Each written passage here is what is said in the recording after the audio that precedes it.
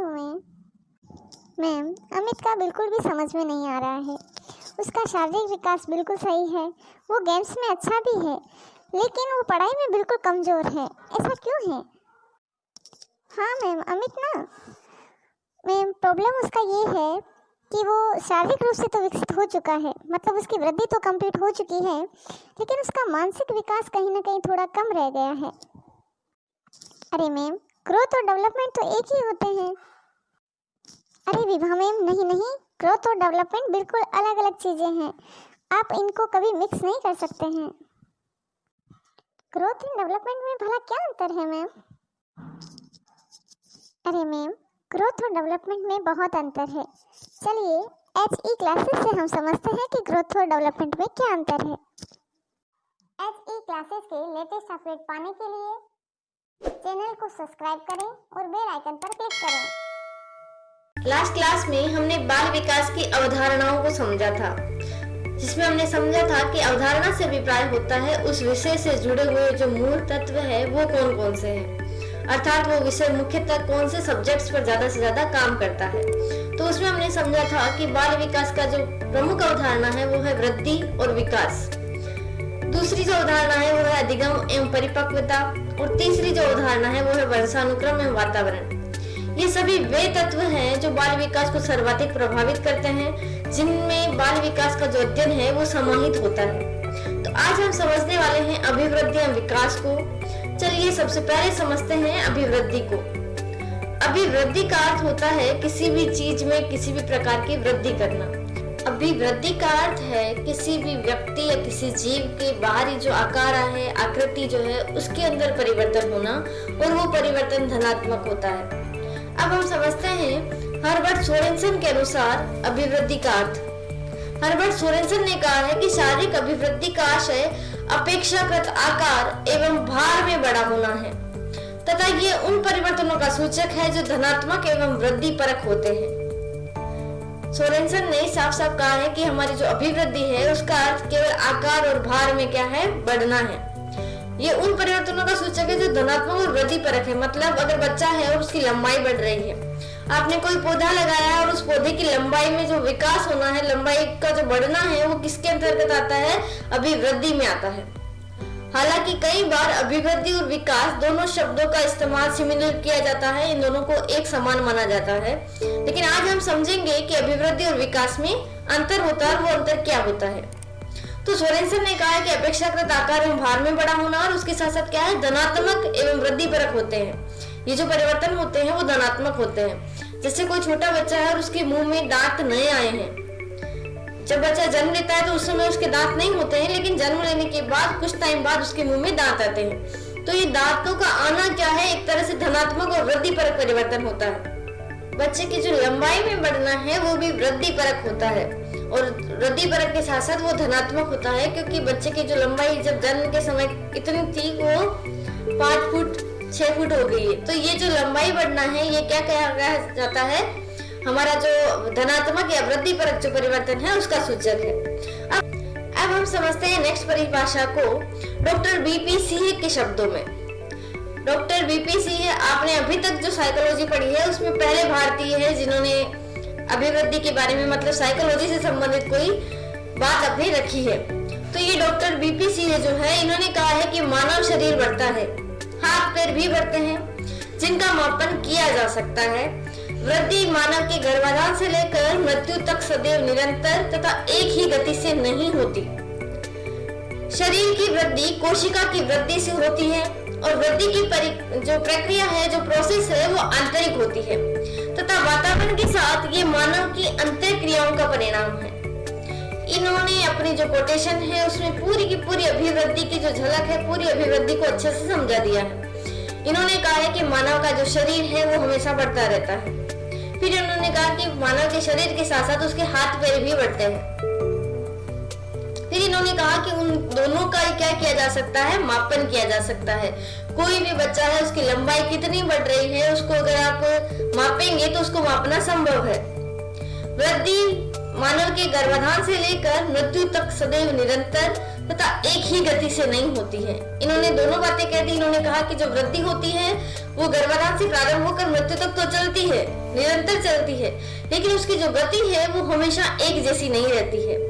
अगर ऐसा होता कि बच्चे की जो वृद्धि है, मतलब जो शारीरिक वृद्धि है, शारीरिक जो लंबाई है वो बढ़ना चालू रहता व्यक्ति की मृत्यु तक, और उसकी गति अगर एक जैसी रहती, तो जो व्यक्ति, माना कि वो कोई व्यक्ति है वो 18 साल तक 5 फुट का हो गया है, तो इस हिसाब से उसे अगर वो 99 साल अगर जीता है या 95 वर्ष भी अगर वो जीता है, 98 वर्ष तक अगर वो जीता है, तो उसके लिए उसकी लंबाई को अगर हम मापेंगे तो उसकी लंबाई कितनी, लगभग 25 से 30 फीट तक है। तो ऐसा नहीं होता है। फिर वीपी सिंह जी कह रहे हैं कि शरीर की वृद्धि कोशिका की वृद्धि से होती है। किसी भी व्यक्ति का जो शरीर बढ़ रहा है, उसकी जो वृद्धि हो रही है, उसका रिजल्ट है कोशिका की वृद्धि का वो। उसके बाद इन्होंने कहा कि वृद्धि की प्रक्रिया जो है वो आंतरिक होती है तथा वातावरण के साथ ये मानव की जो अंतःक्रियाएं होती है उसका रिजल्ट है। इसीलिए बच्चे को कहा जाता है कि बेटा ज्यादा से ज्यादा खेलना चाहिए, आपको ज्यादा से ज्यादा शारीरिक एक्टिविटीज करनी चाहिए अगर आपको शारीरिक वृद्धि चाहिए तो। जो बच्चे खुले में बाहर बच्चों के साथ नहीं खेलते हैं, मतलब ज्यादा से ज्यादा शारीरिक एक्टिविटीज नहीं करते हैं, उनकी जो शारीरिक अभिवृद्धि है वो क्या हो जाती है, कई बार अवरुद्ध हो जाती है, रुक जाती है। इसीलिए बच्चों को कहा जाता है कि आप जिम ज्वाइन करो, खेलो, शारीरिक एक्टिविटी ज्यादा से ज्यादा करो। तो बच्चा जितना वातावरण के साथ अनुक्रिया करेगा उतना ही उसकी जो वृद्धि है उसके ऊपर इफेक्ट पड़ेगा और उसकी वृद्धि समुचित तरीके से होगी।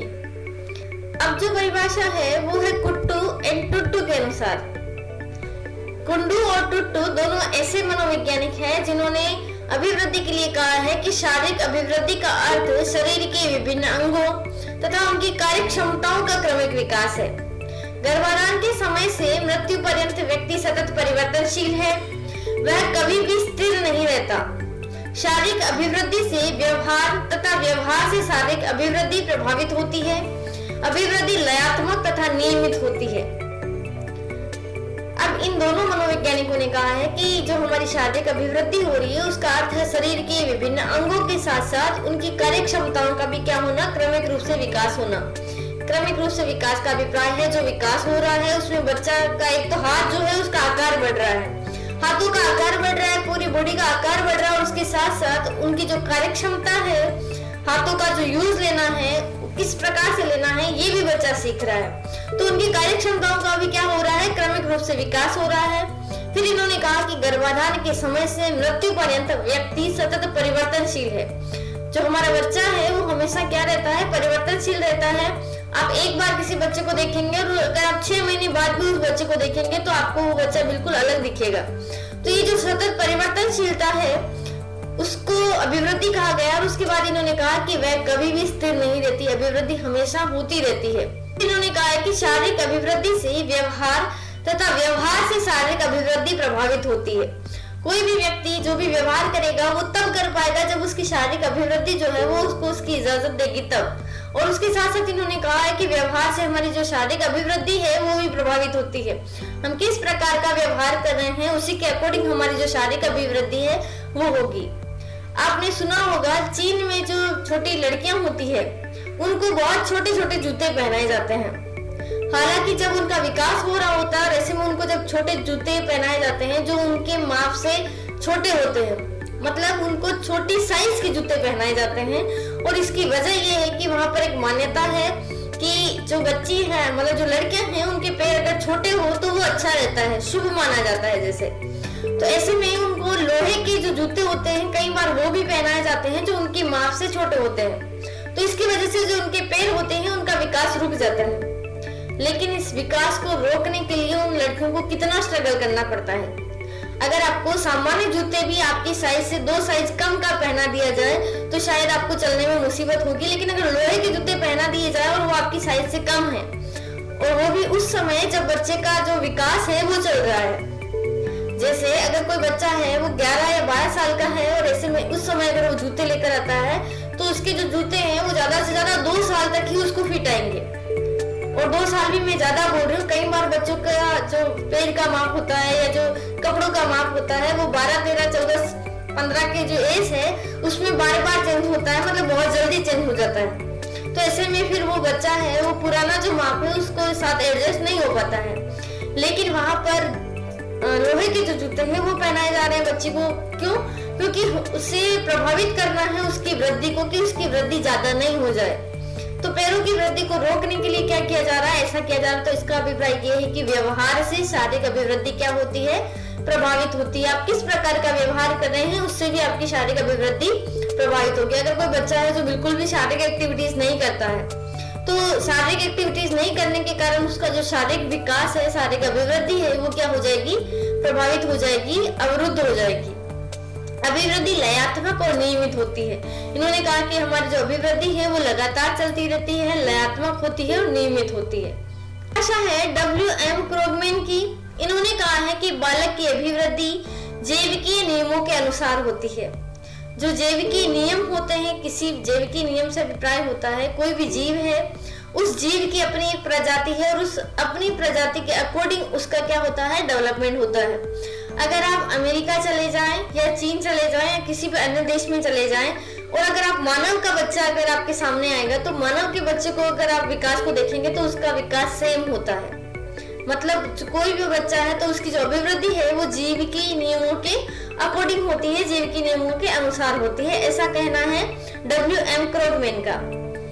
अगर हम अभिवृद्धि को सार रूप में समझना चाहें तो अभिवृद्धि से आशय है ऐसा विकास जो बच्चे के बाहरी विकास से संबंधित है, मतलब जिसमें बच्चे की आकार भार में वृद्धि हो रही है, तो वो सब का सब किसमें आएगा, अभिवृद्धि के अंतर्गत आएगा। अब हम समझेंगे विकास को और उसके बाद हम समझ पाएंगे कि अभिवृद्धि और विकास में क्या अंतर है। तो पहले समझ लेते हैं कि विकास का अर्थ क्या है। विकास के बारे में ये माना जाता है कि विकास मतलब डेवलपमेंट एक ऐसा शब्द है जिसका उपयोग हम किसी बच्चे के शारीरिक विकास के लिए भी करते हैं। मतलब बच्चा का शरीर अगर बढ़ रहा है, बच्चे के भार में अगर बढ़ोतरी हुई है तो उससे भी हम डेवलपमेंट कह सकते हैं। वहां पर अगर हम डेवलपमेंट शब्द का यूज करेंगे तो वो गलत नहीं होगा। एक बच्चा है जिसके मार्क्स पिछले साल कम आए थे, इस साल ज्यादा अच्छे आए हैं, तो वो भी बच्चे का क्या है, डेवलपमेंट जो है उसके अंतर्गत गिना जाएगा, वो भी बच्चे के विकास के अंतर्गत गिना जाएगा। एक बच्चा है जो जिस प्रकार से पिछले साल काम करता था, अब उसके काम करने के तरीके में चेंजेस आ गए हैं, उसने नए नए कौशल सीख लिए किसी भी काम को करने के। तो नए नए कौशल सीखना ये विकास के अंतर्गत आता है। मतलब विकास एक व्यापक शब्द है और हमारी जो अभिवृद्धि है वो एक संकुचित शब्द है। पहले हम समझ लेते हैं विकास के अर्थ को। विकास के अर्थ की जो पहली परिभाषा है वो दी है हरलोक ने। हरलोक के अनुसार विकास अपेक्षाकृत अभिवृद्धि होने तक सीमित नहीं है, अपितु ये प्रगतिशील परिवर्तनों में निहित है जो परिपक्वता के लक्ष्य की ओर व्यवस्थित एवं सुसंजित रूप से उन्मुख होती है। मतलब विकास क्या है, अभिवृद्धि तक सीमित नहीं है, अभिवृद्धि के बाद की चीजें भी इसके अंदर काउंट की जाती है। अभी तो ये एक ऐसा प्रगतिशील परिवर्तन है। प्रगतिशील का अभिप्राय है लगातार नए नए सुधार होने वाला परिवर्तन है जो परिपक्वता के लक्ष्य की ओर क्या रहता है, चलता है। मतलब जब विकास चल रहा है तो विकास कहीं ना कहीं कहाँ जाएगा, परिपक्वता के लक्ष्य की ओर जाएगा। और ये व्यवस्थित और सुसंजित रूप से उन्मुख होते हैं। मतलब इनका जो स्वरूप होता है विकास का वो इस प्रकार से होता है कि बिल्कुल व्यवस्थित होता है, जिसमें क्रमबद्धता पाई जाती है। हमने देखा कि अभिवृद्धि, क्योंकि बच्चा है और वो अगर 18 साल का 21 साल का हो गया तो 25 साल ज्यादा से ज्यादा मिनिमम है। 25 साल या 21 साल के बाद बच्चे की जो लंबाई है उसमें वृद्धि नहीं होती है, मतलब वो रुक जाती है। अब लंबाई अगर बच्चे की रुक गई, इसका मतलब बच्चे की क्या रुक गया है, अभिवृद्धि रुक गई है, बच्चे में वृद्धि होना बंद हो गया है। लेकिन इसका मतलब ये नहीं है कि बच्चे का विकास नहीं होगा। विकास से अभिप्राय है बच्चे की लंबाई के साथ साथ उस लंबाई का किस प्रकार से उपयोग करना है वो बच्चे को आ जाए तो उसका विकास कहा जाएगा। अब बच्चा अपने शारीरिक जो क्रियाकलाप है उनके माध्यम से नए नए कौशलों को सीखकर उन कौशलों का उपयोग करना अगर बच्चा सीख रहा है तो इसका अभिप्राय ये है कि बच्चे में डेवलपमेंट हो रहा है, बच्चे में विकास हो रहा है। उस वृद्धि का उपयोग कैसे करना है ये अगर बच्चे को आ जाए तो उसे हम विकास के अंतर्गत गिनेंगे। जो विकास है वो परिपक्वता के लक्ष्य की ओर जाता है, व्यवस्थित होता है। तो जानते हैं वृद्धि और विकास के अंतर को। सबसे पहला जो अंतर है वो है वृद्धि का स्वरूप बाहरी होता है जबकि विकास आंतरिक होता है। क्योंकि बच्चे की लंबाई का जो बढ़ना है, बच्चे के बालों का बढ़ना है, बच्चे के किसी भी प्रकार का जो बढ़ना है जिसको हम माप सकते हैं, जिसका मापन हम आसानी से कर सकते हैं, वो सब वृद्धि के अंतर्गत आते हैं। जबकि जो विकास है वो आंतरिक तत्व है। कोई बच्चा है किसी चीज को समझ पा रहा है, उस चीज के प्रति या उस संप्रति के प्रति उसमें एक समझ का विकास हो रहा है, तो वो जो समझ का विकास हो रहा है वो आंतरिक है। बच्चा किसी काम को सही ढंग से करना सीख रहा है, तो वो कौशलों को सीखना क्या है, वो भी आंतरिक है। तो विकास से अभिप्राय क्या होता है? विकास आंतरिक प्रक्रिया है, आंतरिक रूप से चलती है, जबकि वृद्धि क्या है, बाहरी होती है। जो दूसरा अंतर है वो ये है कि वृद्धि जो है वो एक समय और सीमा के बाद रुक जाती है, लेकिन विकास आजीवन चलता रहता है। विकास से अभिप्राय कौशलों को सीखना है, तो कौशलों को सीखने के लिए कोई भी लिमिट नहीं होती है, लेकिन बच्चे की जो वृद्धि है उसकी एक समय सीमा होती है और उसके बाद वो जो वृद्धि होती है वो रुक जाती है।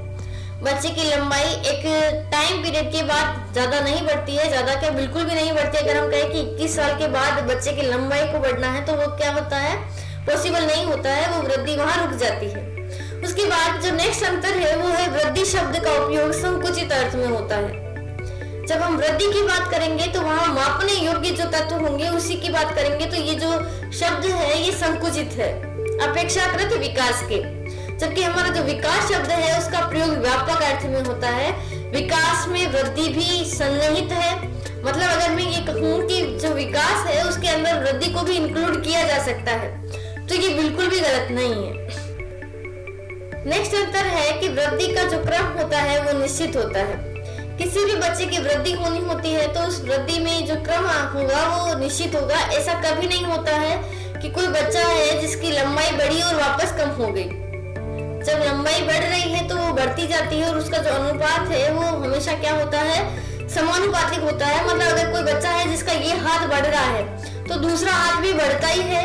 अगर कहीं पर अभिवृद्धि रुक जाती है, मतलब कहीं पर ऐसा होता है कि कोई बच्चा है जिसके दोनों पैर हैं और दोनों पैरों की लंबाई एक समान नहीं है, तो वो एक अपवाद होगा, मतलब वो एक अलग से विकलांगता जो है वो होगी।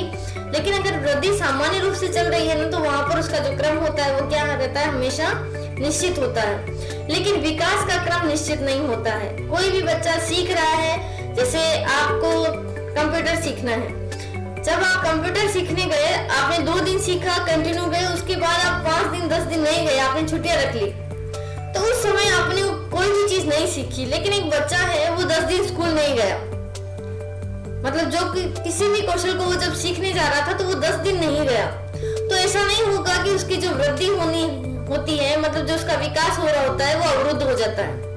इसका मतलब ये होता है कि जो उसकी शारीरिक वृद्धि होना है वो तो चालू रहेगा। अगर वो 10 दिन घर पे भी रहेगा तो भी उसकी लंबाई बढ़ती रहेगी। लेकिन अगर वो विद्यालय में नहीं जाएगा या कंप्यूटर क्लास के लिए नहीं जाएगा, तो उसने 2 दिन सीखा है, उसको वही आ रहा है, उसके बाद वो जब जाएगा सीखेगा तभी उसे वो चीजें आएगी। इसका मतलब है हमारा जो विकास का जो क्रम है वो कभी भी निश्चित नहीं होता है। नेक्स्ट अंतर है वृद्धि की दिशा निश्चित नहीं होती, जबकि विकास की दिशा निश्चित होती है। नेक्स्ट अंतर है वृद्धि का लक्ष्य निश्चित नहीं होता है, जबकि विकास का जो लक्ष्य होता है वो सदैव निश्चित रहता है। विकास में हमें पता है कि हमें कौन सी चीज सीखनी है और वो सीखने के बाद हम उस चीज को छोड़ देंगे। लेकिन वृद्धि का लक्ष्य निश्चित नहीं होता है। लंबाई कितनी बढ़नी है, किसी व्यक्ति की लंबाई जो है वो 5 फीट है, किसी की 6 फीट भी है और किसी की 4 फीट भी है।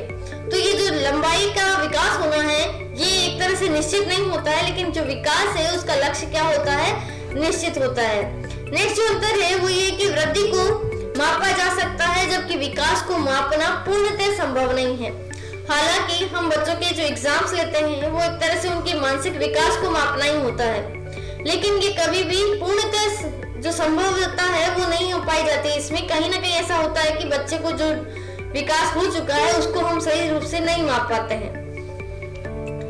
नेक्स्ट अंतर है वृद्धि के परिवर्तन विवृद्धि को प्रकट करते हैं। वृद्धि में जो परिवर्तन हो रहे हैं वो विवृद्धि को प्रकट करते हैं, जबकि विकास में जो परिवर्तन हो रहे हैं वो विवृद्धि व ह्रास सूचक होते हैं। दोनों प्रकार के हो सकते हैं। जैसे कोई बच्चा है जिसने किसी विशेष आदत को ग्रहण कर लिया है, तो आदतों का विकास करना क्या है, विकास के अंतर्गत माना जाता है किसी भी चीज की आदत बना लेना।